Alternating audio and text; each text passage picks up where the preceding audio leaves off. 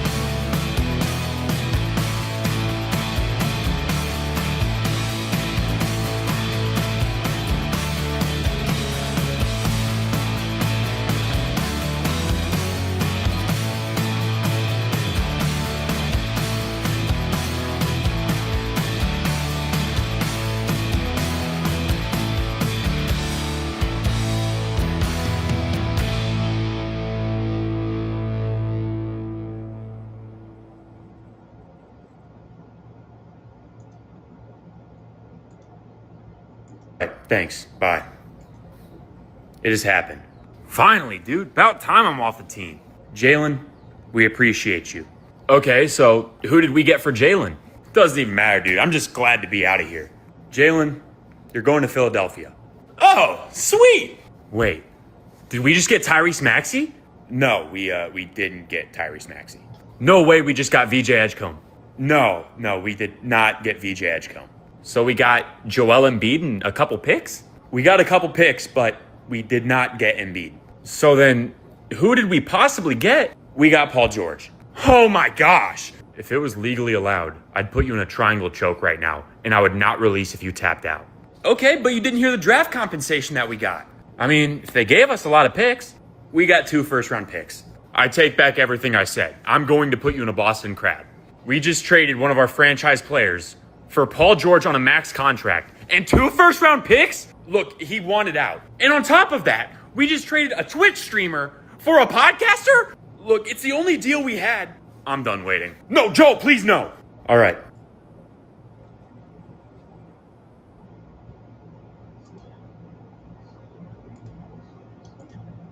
Welcome in, everybody. Joe Quills here with you on this Thursday night. A Thursday night show that was not planned, well, was planned then was not planned, and then was planned again. It was planned last minute that I chose not to wear sleeves tonight because it was 103 degrees today. It was flipping hot. But yeah, it was a hot day here in Philly. Hot day all across the eastern half of the United States. And a lot of cancellations in the horse racing world as well. Because, it's all about the horse now. About 10, 20 years ago, 102. Now we take everything into precaution. And I was watching Colonial Downs because the race of the day today was a race from Colonial Downs because the race that they originally planned at Ellis Park was canceled because the whole car was canceled ahead of time. So they filled it in with Colonial. They ran the 7th race, but I guess there is a threshold where you can, where if the heat index goes to a certain point, then the races are canceled. But whatever that threshold is, they did get to that today down in Virginia, so that's why they canceled. And other places like Parks and Delaware Park and Belterra and other tracks were Horseshoe Windy as well. They just said, you know what, we're not even going to wait. We're just going to get canceled. I mean, especially Parks because they had a special 5 o'clock post. And the reason why we were not going to have a Thursday show is because I was going to get content for the Q&A Racing Facebook page. But unfortunately, everything got heated out and whatever you want to call it. But yeah, so it is a hot Thursday, and a lot going on today despite that. And I will say this. I thought I was hallucinating yesterday when I saw that Jaylen Brown got traded to the Sixers. And we'll get into that in a second. Of course, now, because Jaylen Brown's a Sixer as of Monday, now the Sixers are in the mix for LeBron, apparently. So we'll get into that. Tim Hardaway Sr. tells his son that he can't wear his number 10 in Miami. There was a bench clearer in Boston the other night.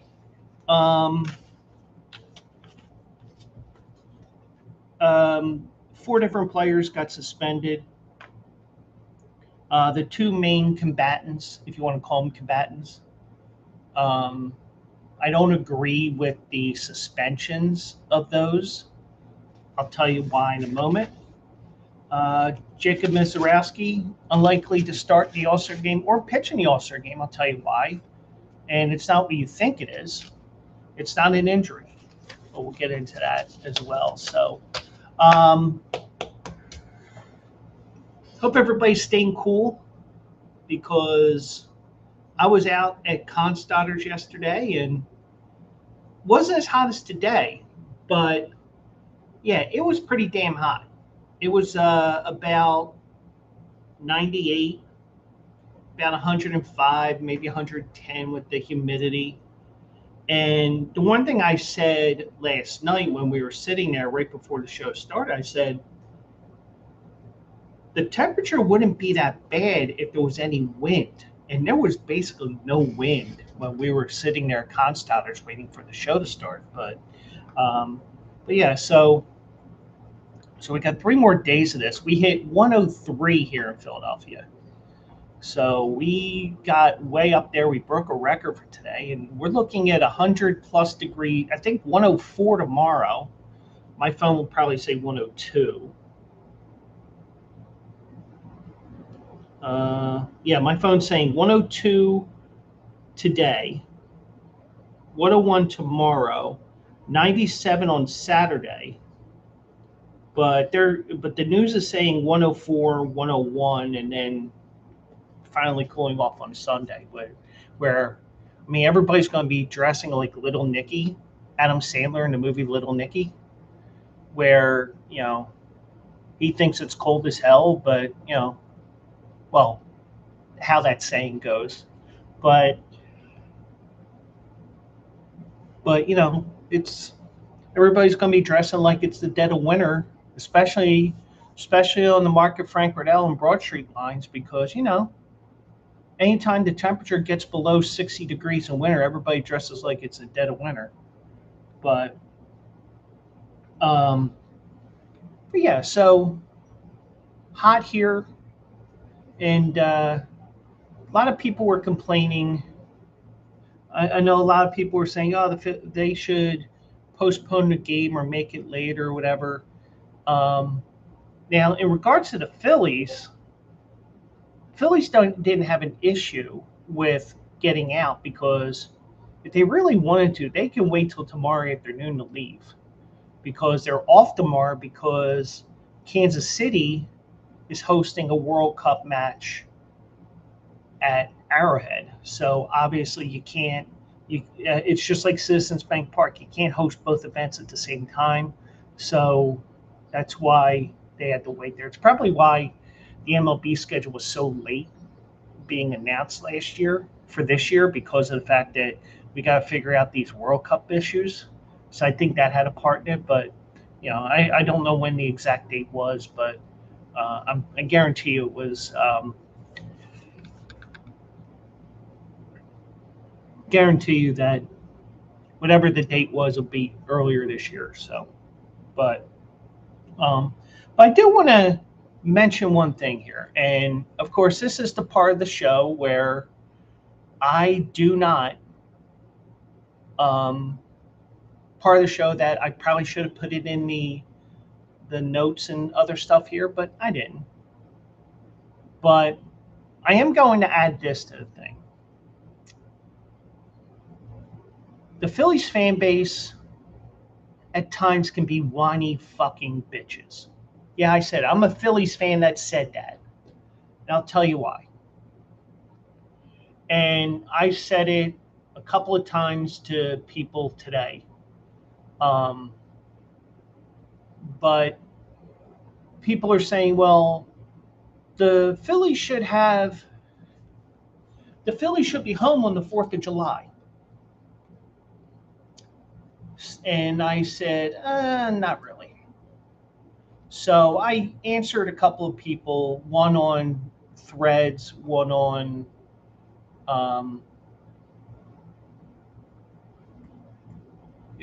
I said it on X, and I think on Threads as well. So here's what I said to one of my followers, and who I follow as well. I said, the Phillies don't always play the 4th at home. Teams who host the All-Star game usually have a 7-day road trip before the break. If the Phillies were like some teams with traditions of playing on certain days, then I would be the number one guy on this. I'm more pissed that the Sixers and Comcast Spectacor didn't have the NBA All-Star game here.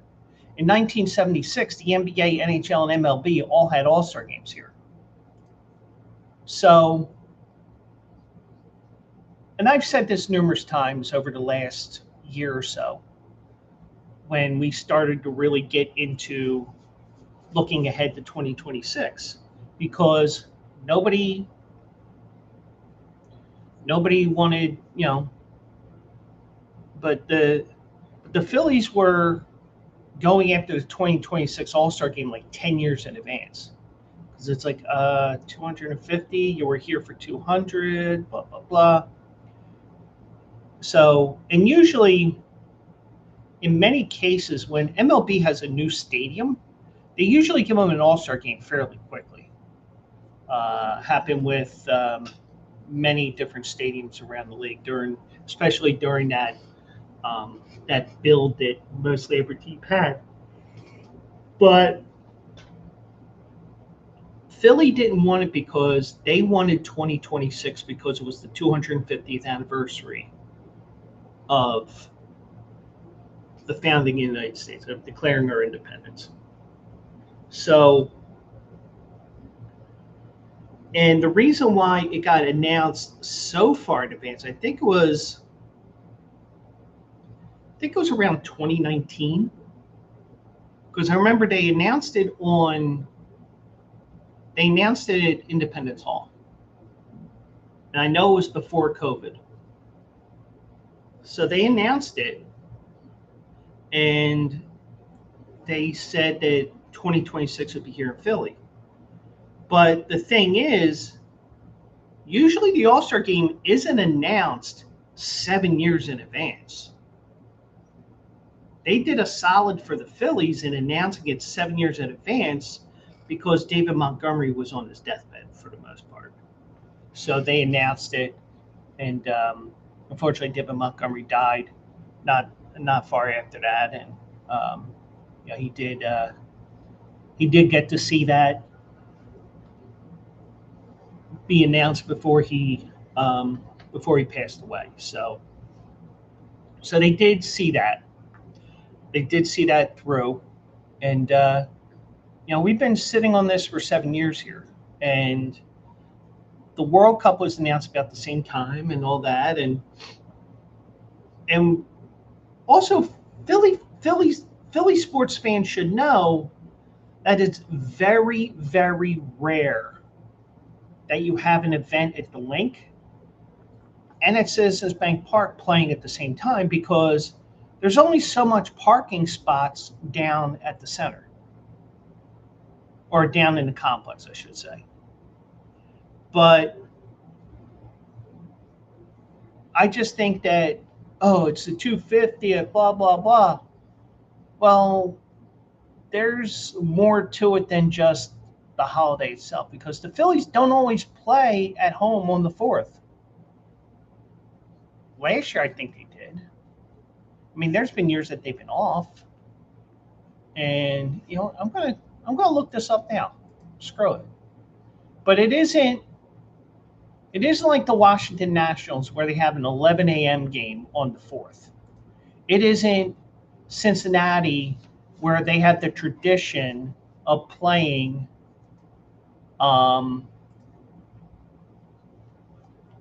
it isn't Cincinnati where they have the tradition of starting the season at home, even though they're not the first game of the season, because they should be the first game of the season starting at 12:15, 12:30, whatever.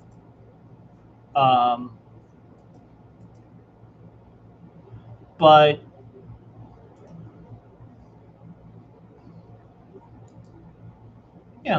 so I'm looking over this now here. So since 2021, Phillies were home in 21 to San Diego. 2022, they were off.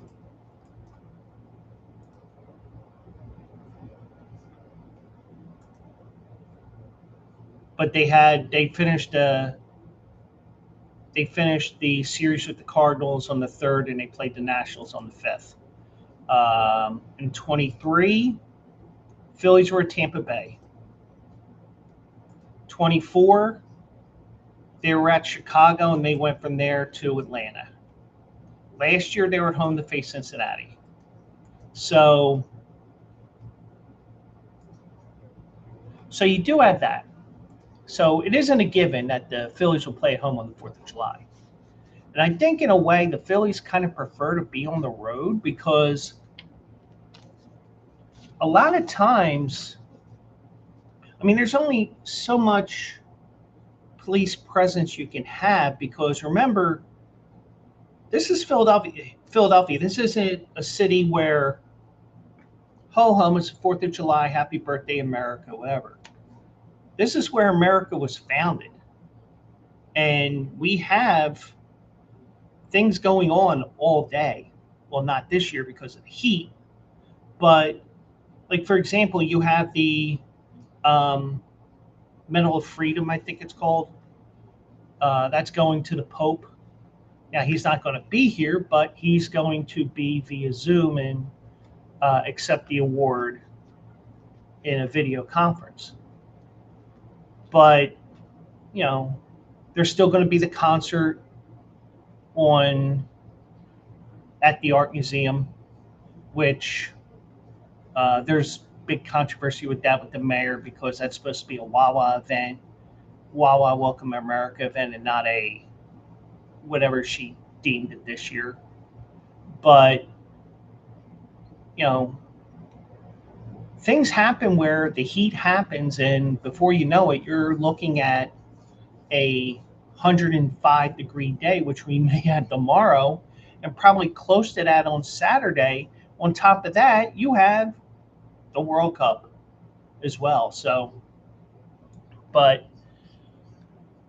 I think we see a lot of things going on here that,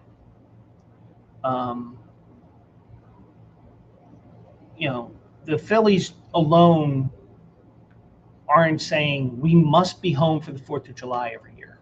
If the Phillies were, then they'd be playing they'd be playing whoever here tomorrow, Sunday, and Monday, because with the World Cup playing on the 4th, you're not going to have the United States, you're not going to have the Phillies playing on the 4th, especially on a day where,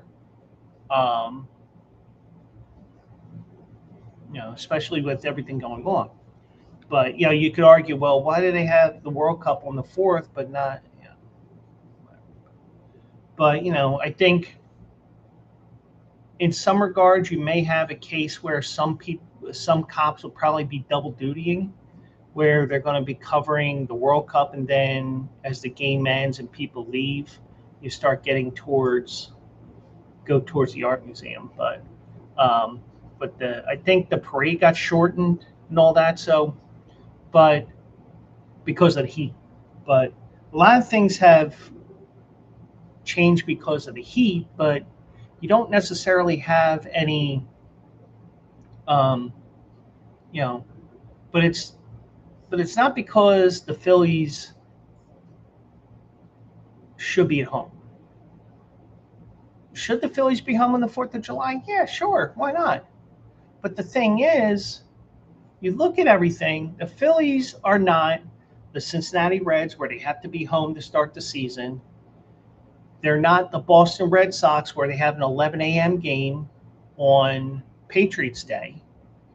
They're not the Washington Nationals that have a 4th of July game at 11 a.m. And I'm just verifying if that's still 11 a.m. this year, which is a blessing in disguise to them because of the heat.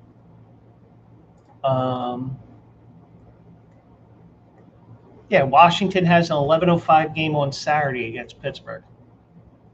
So, and also, I think the 12:35 game was in play today for the Phillies. Even though they usually do 1:05, they gave Pittsburgh an extra half an hour because of the fact that they're going from a 6:45 game, which Washington has done at like 6:05 on the 3rd, so that they can bring it back the next morning.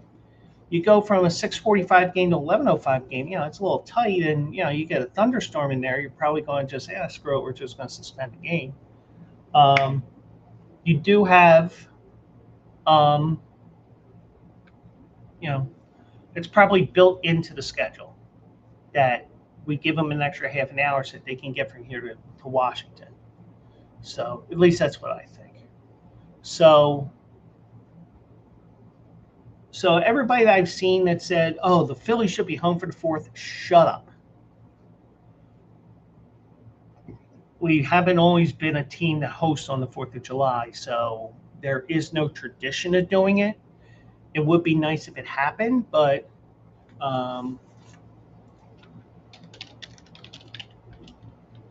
you just see one thing, baseball reference. Schedule results.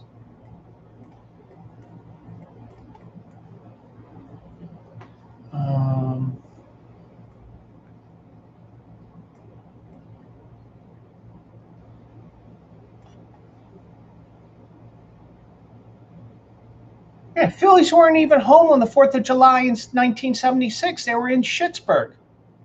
They played a doubleheader in Pittsburgh that day.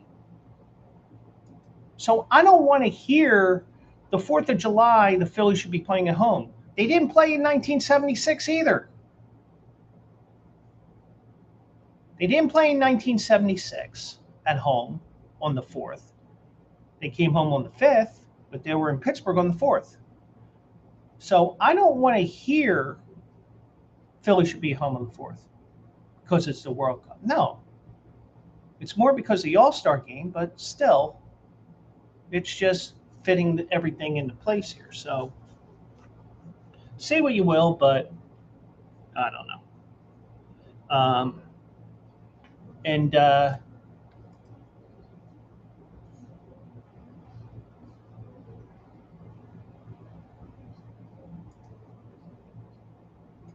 one second.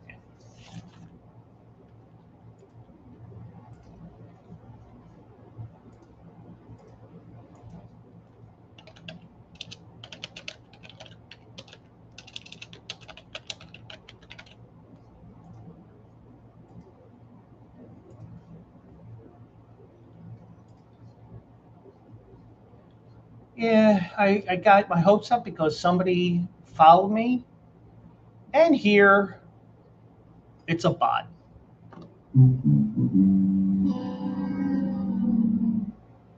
She. But yeah, so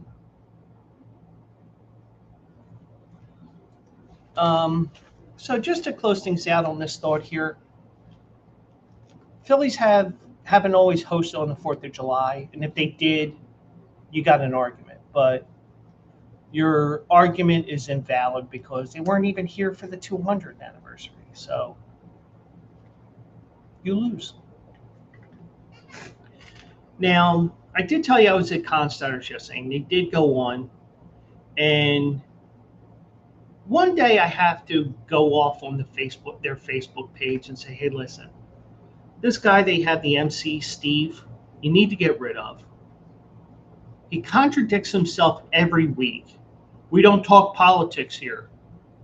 And then he goes off in this right-wing agenda, as I said a couple of nights ago, where stand up. I mean, at least he says if you're able to. That's the only thing he does better than Dan Baker. But a lot of the things that you will see with him is, I mean, it's just as bullshitty as, he says, oh, yeah, please rise, remove your hats. Everybody shut up for the anthem. Or not exactly like that. Everybody be quiet for the anthem and blah, blah, blah. That's right-wing bullshit if you ask me. And, I mean, yeah, oh, you're just a liberal, this and that and the other thing. Listen, I'm a free thinker. My voter card does say Democrat, but you know what? I'm not afraid of voting Republican if they're the better person for the job. And not gonna lie, I haven't voted Democrat in the mayoral election in Philadelphia in at least 6 cycles, maybe longer. Like, for example, the last election, David O was running for mayor as a Republican. I was hoping for the oh shit moment, but didn't happen. But as I'm sitting there before the show started, and it's really hot there, and I'm chugging my water because you try to stay as hydrated as you can, whether you're going to be outside for 15 minutes or 3 hours like we were. Now, granted, once the sun started to go down, we also got a little bit of a breeze as well, which helped. But when this popped up on my phone, and I think it was ESPN that came up first, and then the local news stations here, I'm like, huh? We got Jaylen Brown from the Celtics? You're fucking kidding, right? And then once the other ones started coming in and saying, I'm like, I guess we got Jaylen Brown. Now, granted, he was rumored last year to be traded, I believe, but he wasn't. Um, and he was going to be traded in the Giannis trade that didn't go through. They tried to trade him, but he went. Giannis went to Miami. But like I said in that video, like I showed in that video, there's no. I mean, well, first of all, there was no rumors going on, so you know, you didn't hear anybody. You didn't hear anybody talking about this trade at all, or possibility of him going anywhere, at least to hear, because trading between the Celtics and the Sixers is like trading Eagles and Cowboys. It really shouldn't happen, but it did. Occasionally it happens, especially on draft night with the Eagles, but other than that, you don't see anything like that. But when I saw that deal, I'm like, are you kidding me? Jaylen Brown for Paul George? Really? And the one thing I said to my friends last night, including one who is a Celtics fan, one thing I did say is, this is probably a salary cap move for them. But then again, they took Paul George. Now, I think Jaylen Brown's contract is a little bit higher per year, so they probably get a little bit of a break, but not much. But it was all about a salary cap dump, even though they had to take a certain amount to make the trade go through. Well, when it goes through on Monday. So I saw that. I'm like, are you kidding me? So once it went through, and once I started seeing the stuff on my friend's Discord page, I'm like, wow. So the one thing I did, and I don't do these that often anymore. I do have a futures ticket on the New York Mets to not make the playoffs, which is looking really good right now, considering I did it as in, I got $8 left on this voucher for my horse racing stuff, and I don't want to sit with an $8 voucher till October. Which reminds me, I don't want to go in September. So as I'm sitting there at Constadter's on the picnic bench, I started looking around because somebody posted that the Sixers went from plus 5,000 to win the title to plus 2,200. Now, I will say this. Call me a homer, call me what you will. I don't care.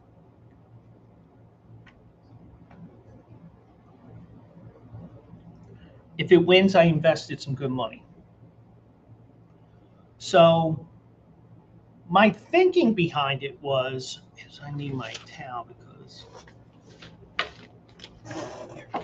no, that ain't it. Oh, I got to deal with it then. So my thinking behind this was with Edgecombe, BJ Edgecombe, Tyrese Maxey, and Jaylen Brown. Those three alone, in my opinion, could get you to an Eastern Conference final. With the caveat, which is the caveat not just for Joel Embiid, but truthfully, any player in any sport, whether it's baseball, if they stay healthy, I think the Sixers could even win with Joel Embiid injured or gone from this team. Because you have three guys who can light it up.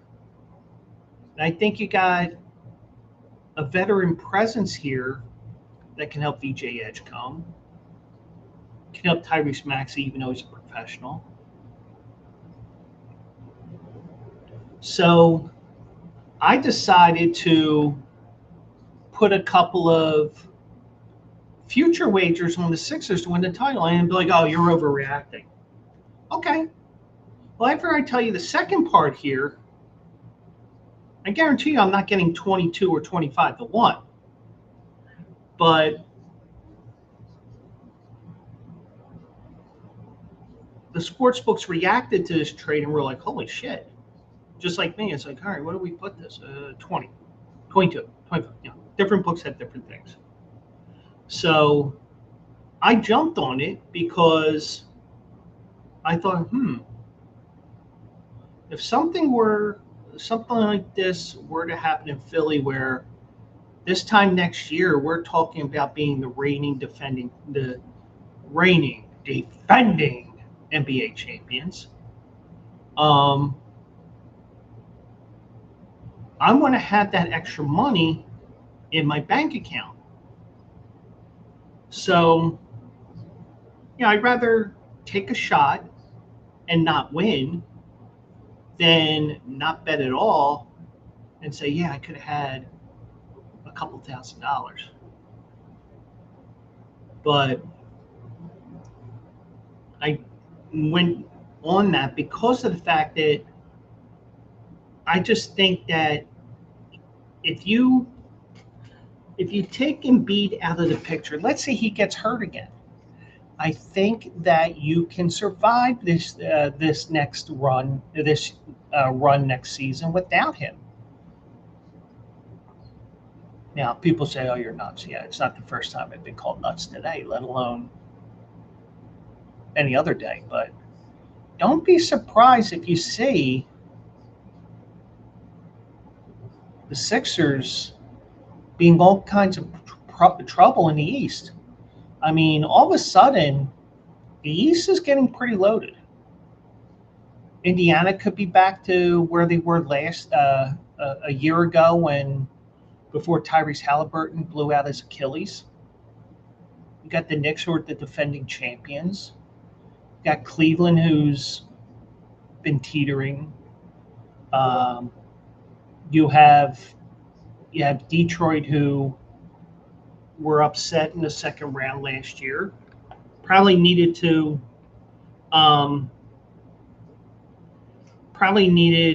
experience as the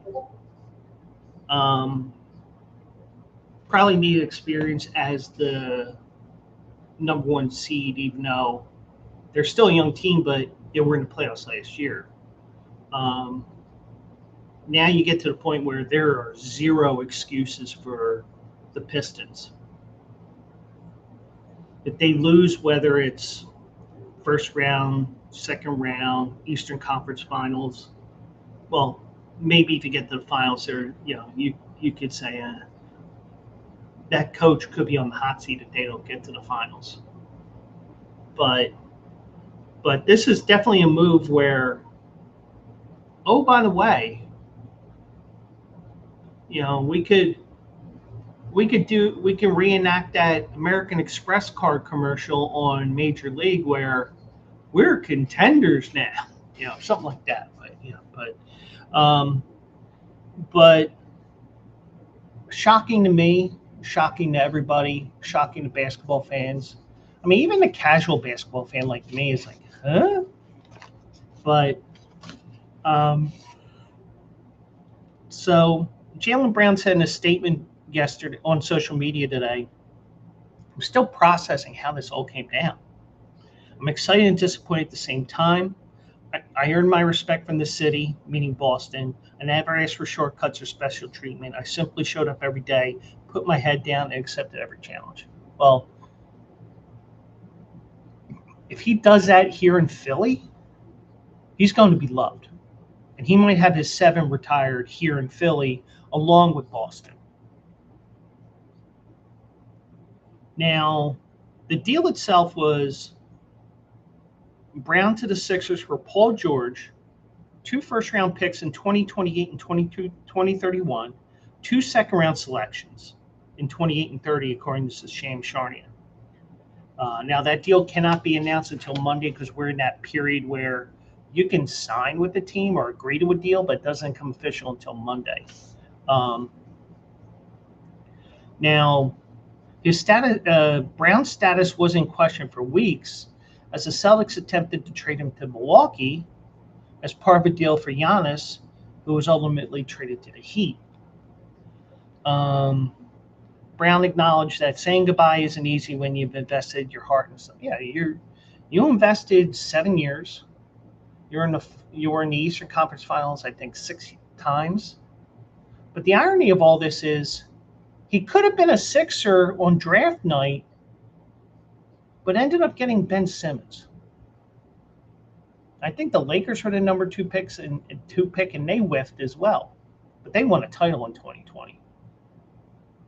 More about one of the players from that 2020 team in a moment.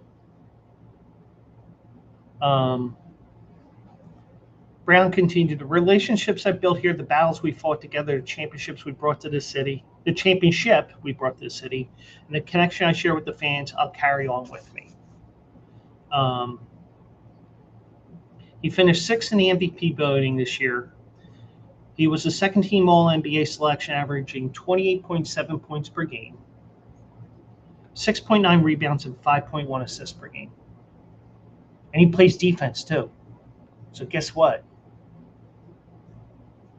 As long as he's healthy, Sixers fans are going to love him. He's a 5-time All-Star, 2024 Eastern Conference Final, and NBA Finals MVP when he led the Celtics to their 18th title. Jaylen Brown added, I'm excited for what's ahead and grateful for the opportunity to join Philadelphia. Every city has its own identity, its own passion, its own expectation. I respect that. I'm looking forward to earning that respect the only way I know how, through the work. And if his actions are like his words, you're looking at a guy who's going to be he is a guy that's going to be loved in the city. So, and you're not going to get that. But yeah, so I'm shocked that this deal was made, and I probably won't believe it till September when training camp starts, or even in October when the season starts, or in the preseason where you actually see him on the court in a Sixers uniform. I'm not going to believe it, but it's happened. And I just think that maybe it's worth a shot to put some money down on the Sixers to win. Now, just like any other team, whether you are the Knicks, who are the defending champions, OKC, who won the West, or San Antonio, who won the West, OKC, who won last year, every team is going to have their obstacles. But I don't think you can necessarily say, nothing's a guarantee. Because if it was a guarantee, the defending champion would win every year. Unless it's like Indiana winning the title, and oh, by the way, they won the title despite Tyrese Halliburton blowing out his Achilles last year. But there is a tentacle that comes out of that, according to Anthony Slater of ESPN. And Sham Charania also said this. Now, a day after swinging a shocking trade for Jaylen Brown, the Sixers have entered the mix for unrestricted free agent LeBron James and are attempting to pitch him, the league sources told Sham Charania. Do I have that sound drop? No, I don't. No, God, please, no. That's why I wanted to play. So pretend I did. So Golden State, Cleveland, and Miami are the other known suitors for James. It is expected to take his time before deciding on the next destination to continue his historic 23 year career. Now, do I want LeBron here? No. And I know you're saying, oh, you just don't like LeBron. Yeah, I don't like him. But the point is, you're probably going to have him being the general manager, the president, the coach, all this stuff, not just being the player. And if you sign him, do we have to tag? Do we have Bronny tagging along too? But but that trade opens that door, and the new president of operations, whatever his title is, he is friends with LeBron, so he might be able to talk him into taking a lesser contract. So it'd be interesting to see. And also, the Sixers also signed Anthony Simons on Thursday morning. I think that's pronounced Simons, maybe Simmons, who knows. But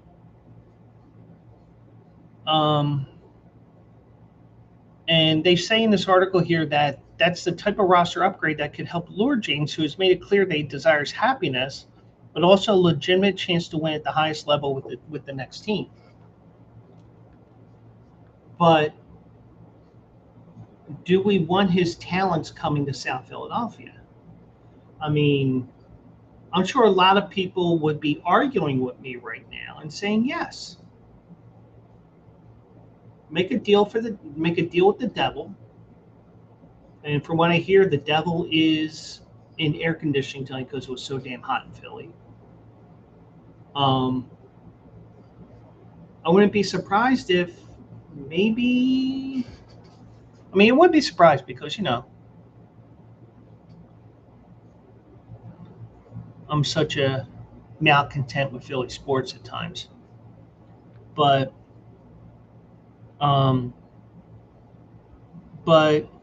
don't know if they can actually swing this deal unless they trade somebody. But now the way the salary cap is working right now for these 4 teams, well, first, the Warriors have given indication from James that they remain on a short list. The team sources have expressed a recent belief that they aren't necessarily at the top of the short list as James continues to survey the landscape. And in a way, if there is one good thing about LeBron doing this stuff now, don't be surprised, okay?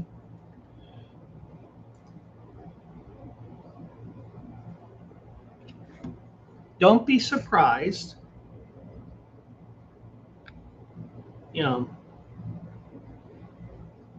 that he ends up somewhere.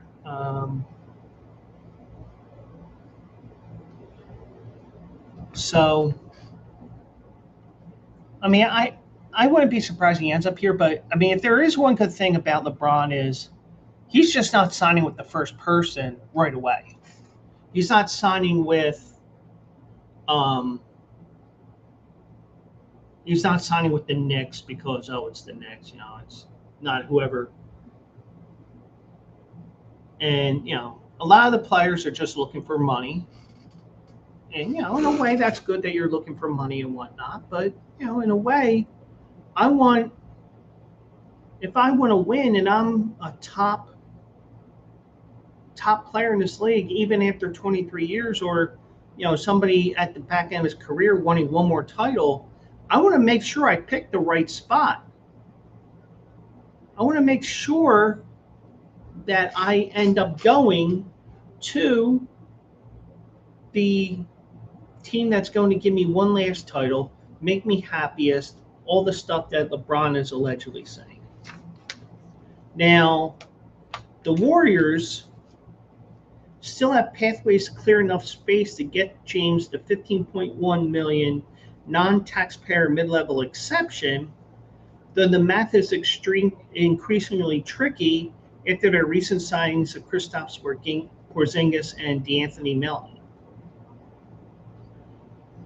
The Cavaliers have to offload mid-tier contracts such as Max Strus's and Dennis Schroeder's deals to free money to give James. Now, the Sixers are currently limited to offering James the veteran minimum, which is $3.9 million. Do I see that happening? Hell no. I don't see that happening. I do not see that happening one bit. But I don't think, be honest and see, because a lot of these deals have been done, and you said, "Oh, I'm not going back to the Lakers." But at this point, if you're going to sign somewhere, you're going to have some team probably unload a shit ton of money. Sixers, according to this, they can only offer the minimum.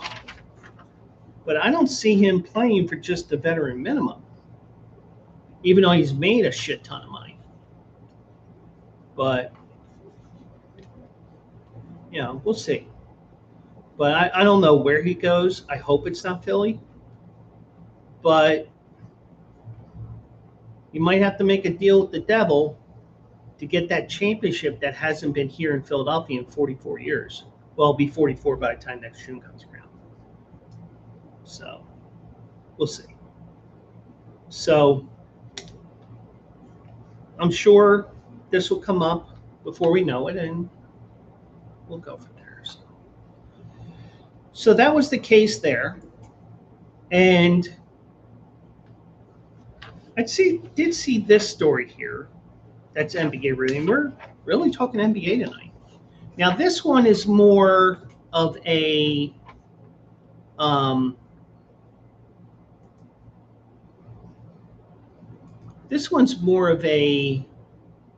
I'm glad somebody did something about things like this type thing.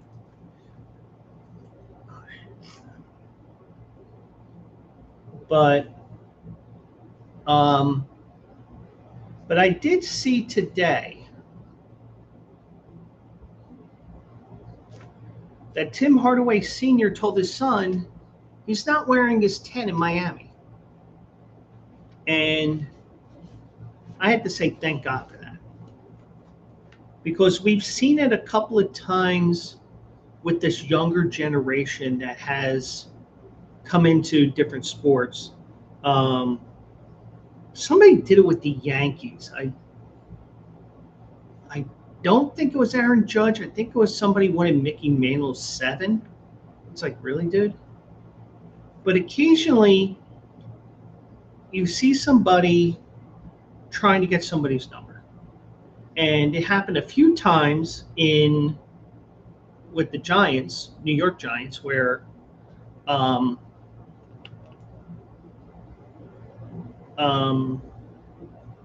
Abdul Carter wanted to wear 56, which was Lawrence Taylor. Somebody said, I don't know how coked up he was, but probably, hey, create your own path, which, hopefully it was a polite way of saying it. Malik Neighbors had to have a single number. None of the numbers were available. But he still got the number 1, which was retired by the Giants. Which, and also the number 0, that thing annoys me to no end as well. But I think when you get drafted by a team, you need to respect the history of that team and of the sport. If a number is retired and that's your number, okay, well, I got to go with another number. I mean, Shaquille O'Neal had no problem switching numbers every once in a while because this number was retired by the Lakers. This number was retired by Orlando. This number was retired by the Celtics. sometimes you have to make your own identity.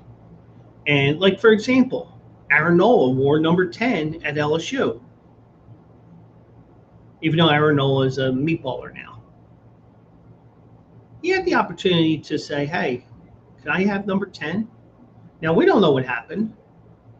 I think he wore 10 in the minors too, but when he got to the majors, he wore 27, and that was the end of it.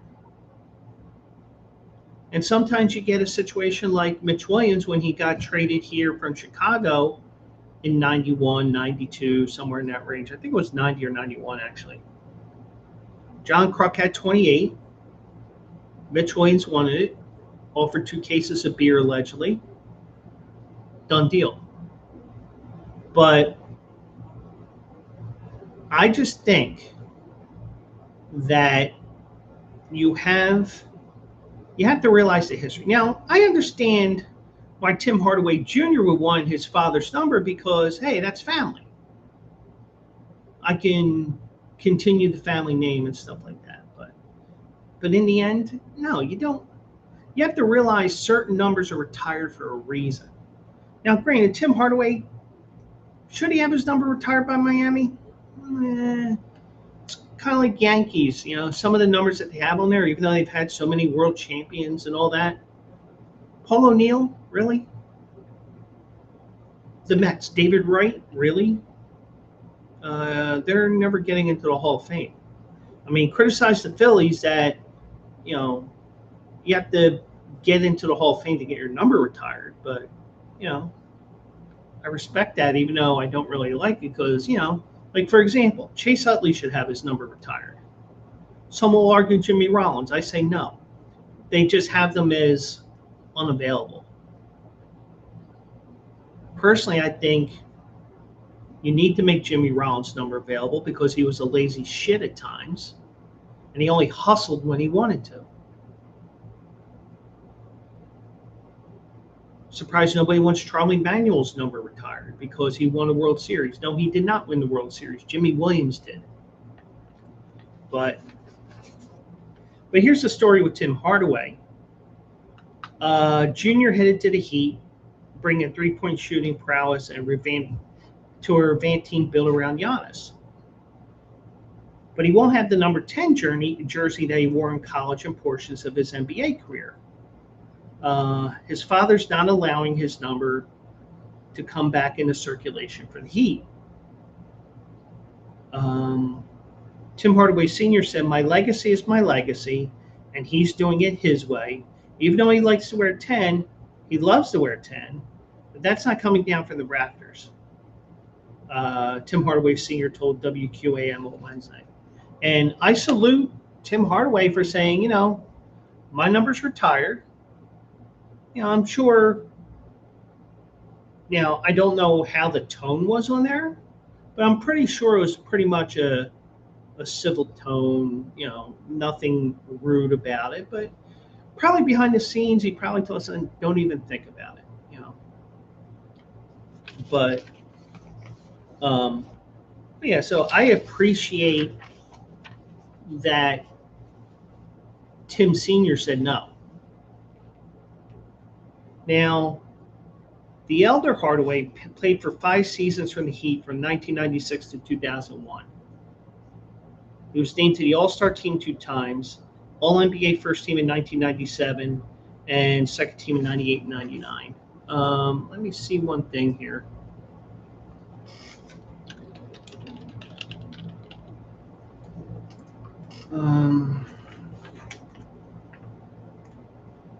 Basketball reference here. He's a Hall of Famer, but the Hall of Fame in this sense is a combination of pro, college, and even high school, and even international. So you'll get some guys here that are in the Hall of Fame that you question, does he really deserve to be there? Now, he did average he only averaged 17.7 points a game. So, but he was part of the Run TMC that they had there in Golden State there. Trying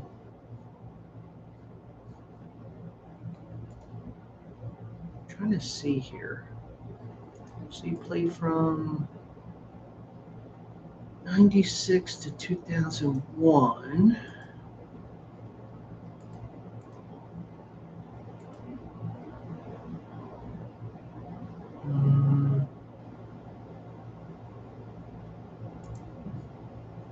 Yeah, so they didn't win a championship.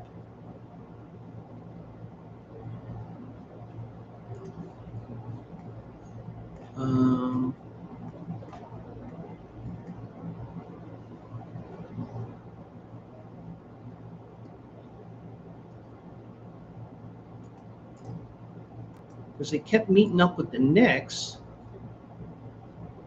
They lost to the Bulls in 97 in the Eastern Conference Finals. They lost in the first round to the Knicks in 98 and 99. They lost to the Knicks in the conference semis in 2000. And in 2001, they got swept by Charlotte. So, you know, does he deserve his number retired? But the point is, you get your number retired, there's a reason why the number's retired. And whether it's family or not, you should be respecting the fact that whoever has that number retired has their number retired for a reason, even though some people like me will question why that number is retired. But so Junior has had jersey conflicts before. His 10, the number 10 was retired by the Knicks for Clyde Frazier, and Dennis Rodman's has the honor in Detroit. Now, let me go back over here so I can pull up Junior here.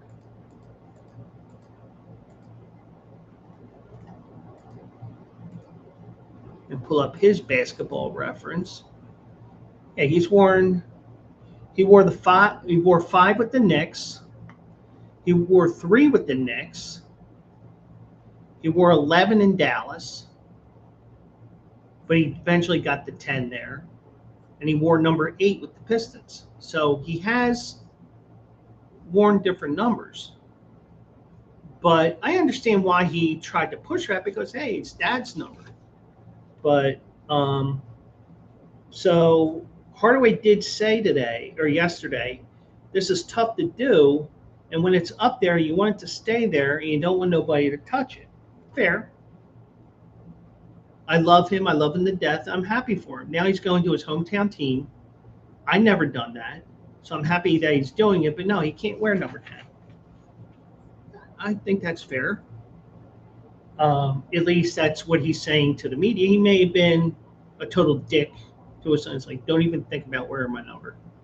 You're not getting it. Don't even think about thinking about it or anything like that. Because, yeah, so it definitely is something that I cringe at, where people just do not respect, or kids today, well, young adults or whatever, they don't respect the history of the team or the game or why a number is retired. That they will go and say, well, I want number 1 and wear it for the Phillies. Well, Richie Ashburn's number is retired. You have to pick another number. But I'm happy that somebody said no. But I understand why Junior would want that, because Dad wore that number. But Dad's got a point. So I feel that it's a good thing. So anyways, we're talking about the number 10, the number 5, the number 3, the number 8. We'll see on Saturday what the horses' numbers are that I pick for also eligible on Saturday. Oh, wrong one. Also eligible on Saturday morning. And yes, I will even do a show on the 4th of July.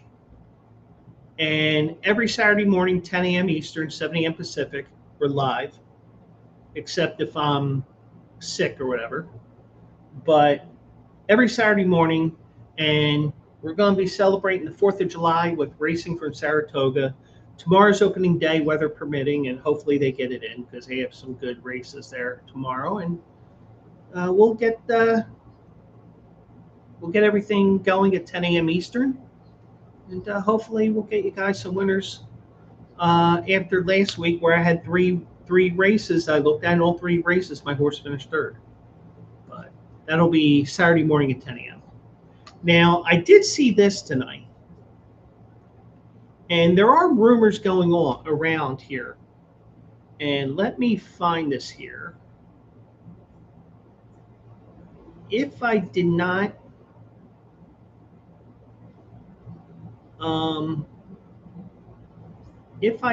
lose it,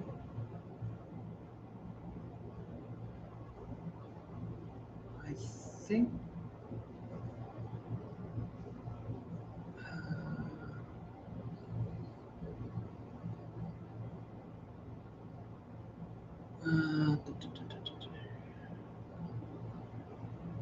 Repost. Here it is.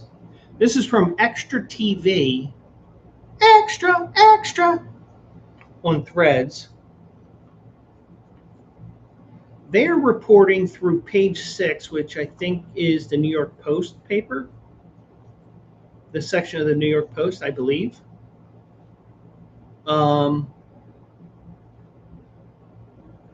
They're reporting that Taylor Swift and Travis Kelce have already tied the knot in ahead of celebrations at Madison Square Garden.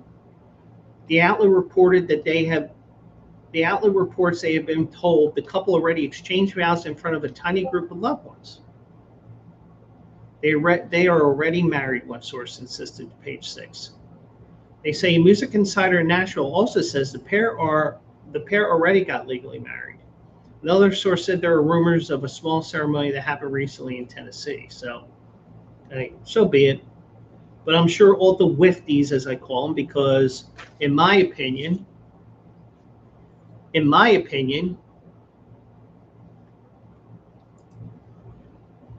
well, Carolyn, several newspapers around the country do say that page 6 is the entertainment page. So it isn't just the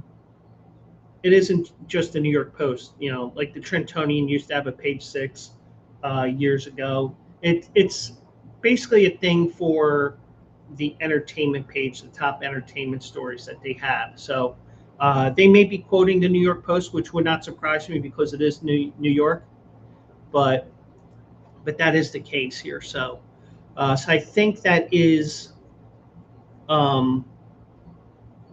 the case here. And and I'm only mentioning the Taylor Swift thing because Fox 29 here in Philadelphia is still saying that they're expected to get married tomorrow night in Madison Square Garden. But some people are saying it's already been done. But I think, you can have that ceremony in all 50 states if you want to. But, as long as her terrorist organization fans, the Wifties, or Swifties, I'm sorry. Did I offend you, Swifties?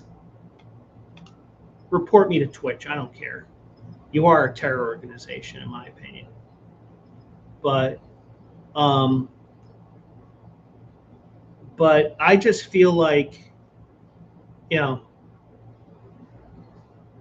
I think she's just as bad as MAGA.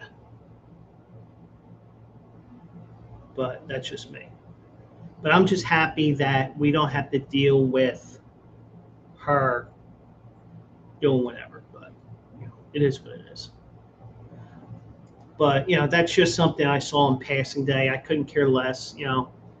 Personally, I'd like to see them go down the aisle and say, I ain't doing this. Fuck you. Something like that. But I'm not getting my wish. So I just think Taylor Swift is a queen bitch. But that's just me.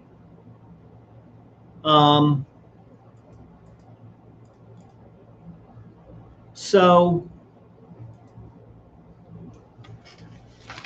on to baseball here, and obviously I can't show the video because it'll be a copyright strike or whatever. Kind of like how,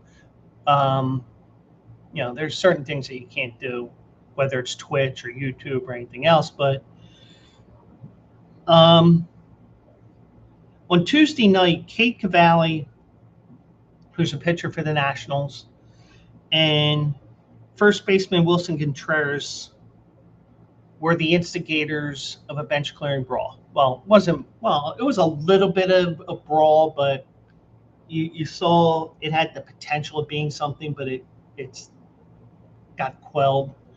But they both were suspended 7 games for their role in a bench clearing brawl. Now, I don't think that's enough. I don't think it's enough for Wilson Contreras. Because I was thinking, Wilson Contreras should get more, because if you watch that video, and you can probably find it on YouTube, you can probably find it on ESPN, just look for Tuesday's highlights on the box score on ESPN or whatever. But I just think if you're going to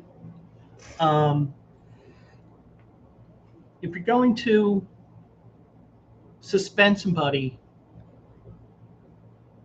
part of me says Wilson Contreras should be suspended more, because this isn't the first time that benches have cleared because Wilson Contreras got hit by a pitch. Matter of fact, I think it's like the 3rd or 4th time. And on top of that, he threw his helmet at somebody when everybody was all grouped together. So you could have easily hurt somebody, given somebody a concussion with that flying helmet, and they're probably out of action a couple of weeks because, you did throw it fairly hard. So I don't think, now, at first, when I heard that they both got 7 games, I'm like, it's not enough for Contreras, in my opinion. But after what is mentioned in this article, you could argue Kate Cavalli should get more games, whether you believe the context of this is true or not, because even if you aren't saying it in this context, it can still be perceived as a racist comment. So,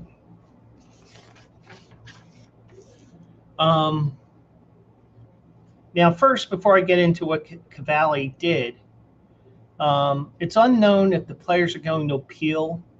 If they don't appeal, the suspensions will begin on Friday. If they do appeal, they get to play through the suspension until their hearing is heard. Now, Cavalli shouted at Contreras after striking him out looking with a full count pitch. Now, obviously, because it's Washington, Boston, I didn't see the game. I didn't see the at-bat, so I don't know exactly what was said leading up to that 3-2 pitch. Were they talking shit back and forth? Did Cavalli almost hit Wilson Contreras? Because he's been hit so many times over the last few years, he's gotten to the point where even if a pitch is this far off the plate to the inside, he's going to say shit to you. At least it seems like it. So Cavalli shouted at Contreras, which now when you hear what he said, you can understand why Contreras may have snapped, even though I don't know what happened during the at-bat.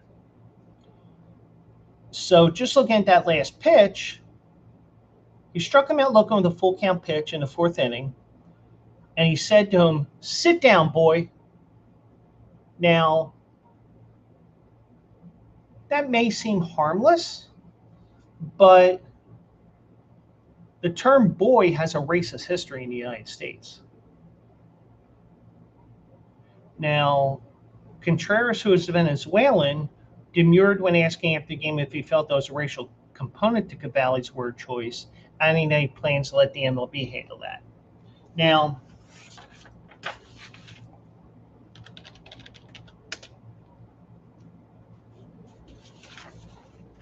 so, is it racist because, because Contreras is Venezuelan, Hispanic, Spanish, whatever you want to say? Maybe. But is boy considered, and here's the thing, I read it last minute, and, I'm not studying like racial history of certain things, and, but you would know words are just, words can be twisted, but sometimes you say things in anger where even you're like, oh, blah, blah, blah, blah, blah, and you're like, oh, shit. So,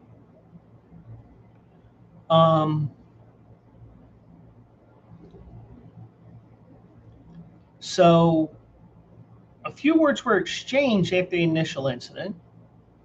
So Cavalli, with the comments that he made, and also, I didn't see the whole bat, so I don't know if he was trying to hit him or, almost hit him in the first at bat, because fourth inning he did have an at bat before that. Was there something that was brewing between the two that night on Tuesday night? I didn't watch games, so I don't know. But something tells me here that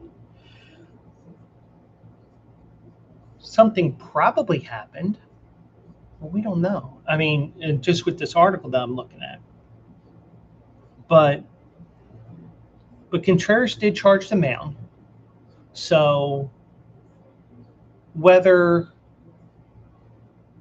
he's going after him just because he was talking shit, or he deemed it was a derogatory statement, whether it be racial or just derogatory in general, okay, well, that's where he gets days because of the fact that he went after Cavalli. So both guys are guilty. But the way that I would, first of all, you have the right to appeal anything in baseball. That's suspension-wise. It's the same as any disciplinary thing within a union where I'm grieving on this, and this being done. But but sports is a little bit different because, but the one thing I would say is, and this is just me thinking,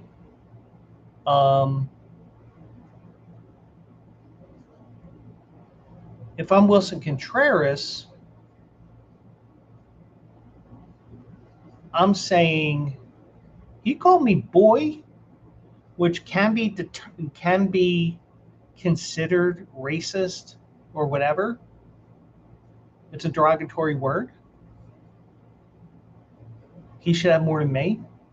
Or Cavalli should be saying, well, he should get more. I mean, if I was either one, the way that I am, Cavalli could say in a hearing, well, Contreras should have been given more because not only does he charge after me, he throws his helmet at me. What happens if he connects and hits me in the head? I could be concussed. I could be killed. I mean, the likelihood of that is probably not that good, but you never know. But now, I just think that both parties are wrong.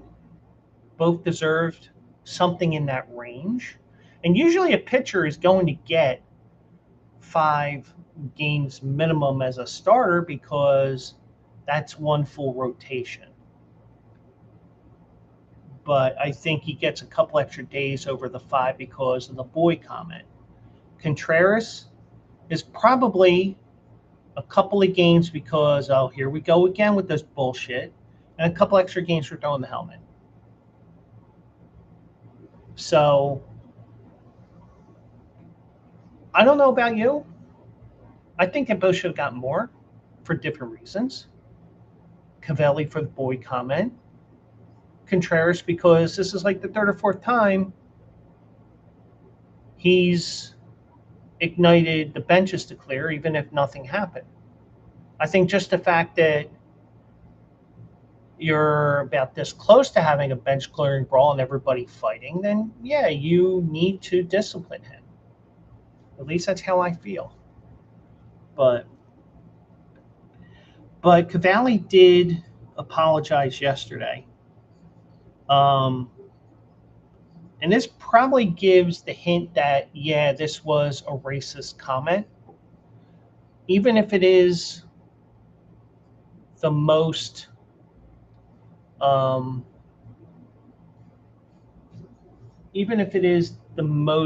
innocent context of it, because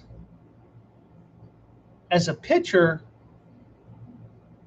you as a starting pitcher, you only need to work 1 day out of every 5. So obviously you have a lot of free time, and he might have talked to the manager and coaching staff after the game. He may have talked to the general manager, may have talked to whoever, may have talked to whoever the player rep is for that team. And I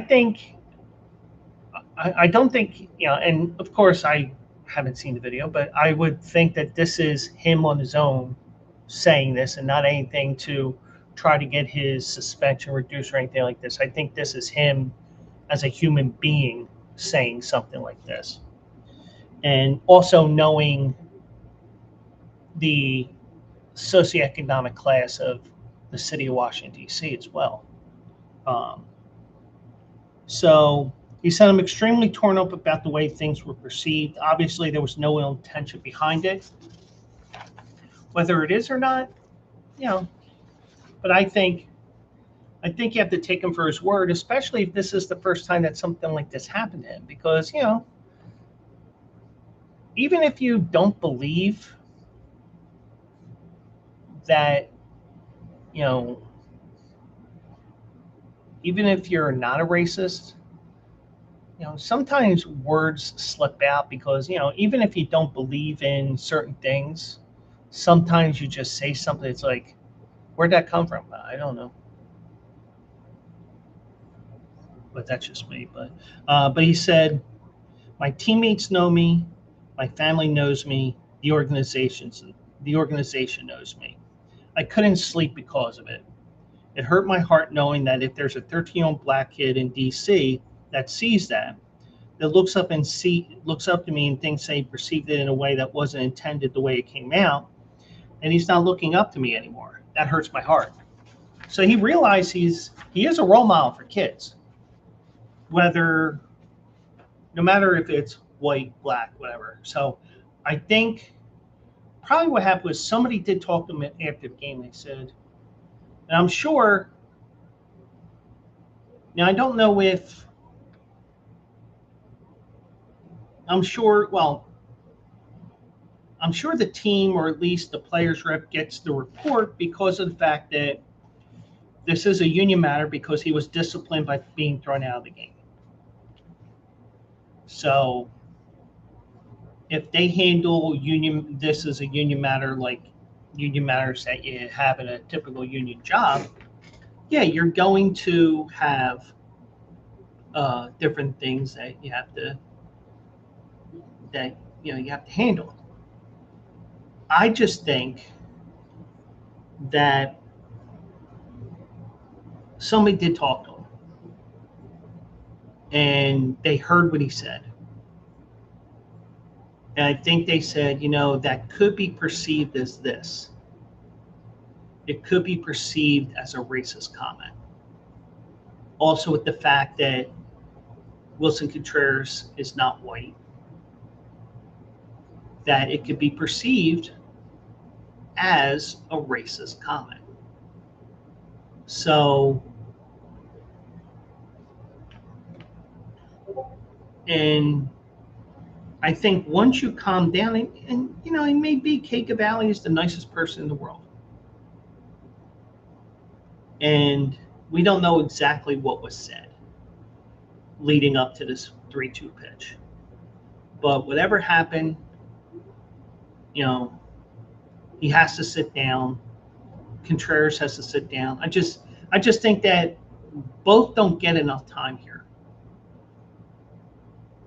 Cavalli should get more for the fact that he said something which can be perceived as racist.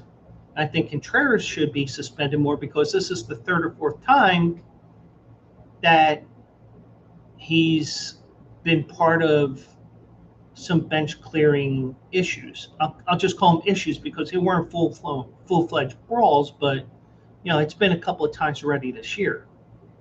And a lot of times you have progressive discipline, and you get to the point where, come on, man, this is the fourth time this year. You're getting 15 games. But that's just how I feel, And does MLB believe in progressive discipline with something like this? That's the question. Now, one final story to talk about here, and this is related to the All-Star game. And as you know before, Phillies are going on their road trip that is kind of forced upon them because of the All-Star game being in Philly in about 10 days. MLB starts taking over Citizens Bank Park and getting everything ready. And as we talked about at the beginning of the show, we talked about the fact that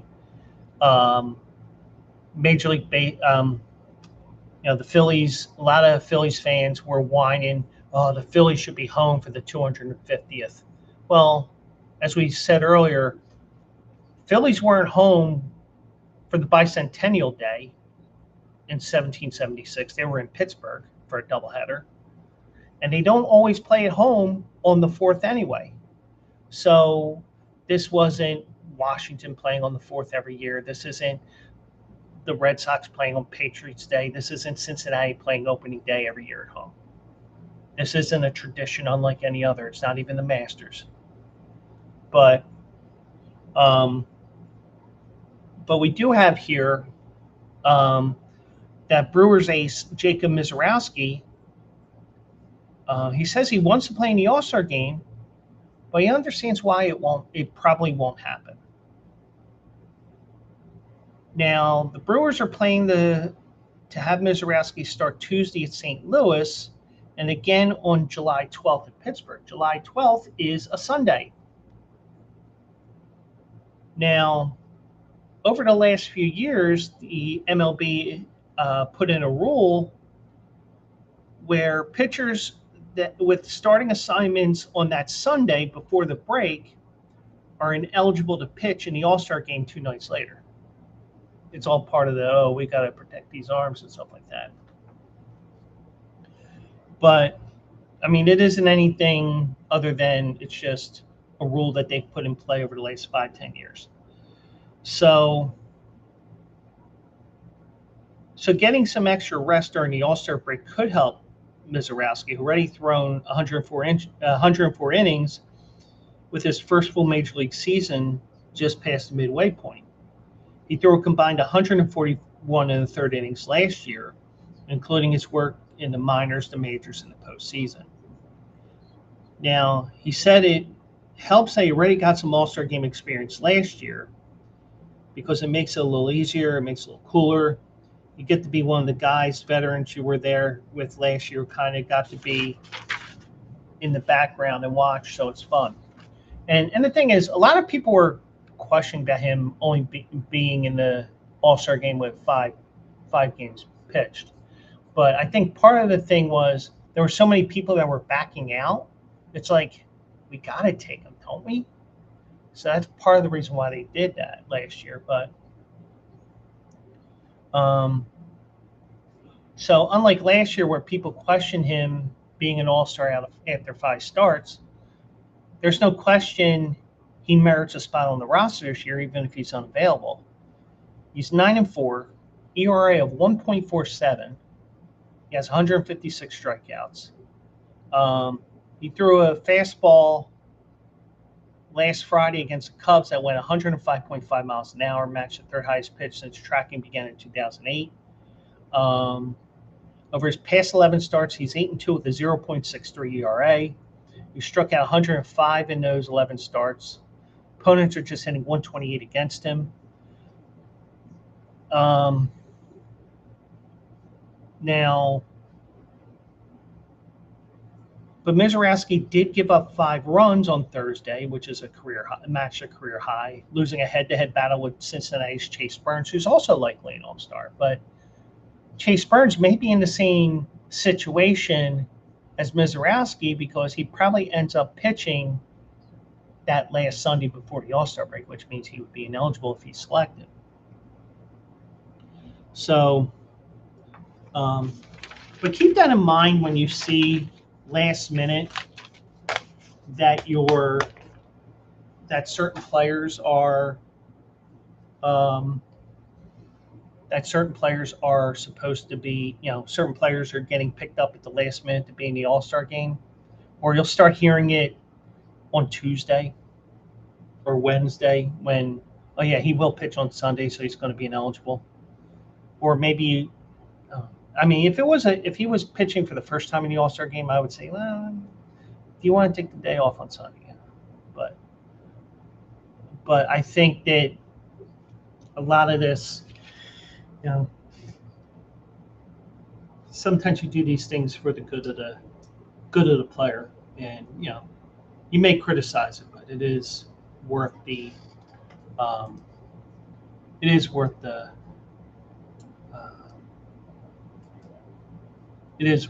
doing that. So anyway, so I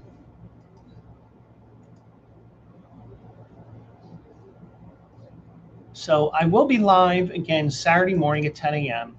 Yeah, it's the 4th of July, but you know what? I'm going to be here whether you like it or not. And we will do it live, and we'll go through the races at Aqueduct, their history. From Saratoga. Going to be looking at those races there, and hopefully get you guys some winners to start off the second half of the year. So hopefully we can get out of our second-itis case that we have here, because all 3 races that I highlighted on Thursday or last Saturday, they all finished second.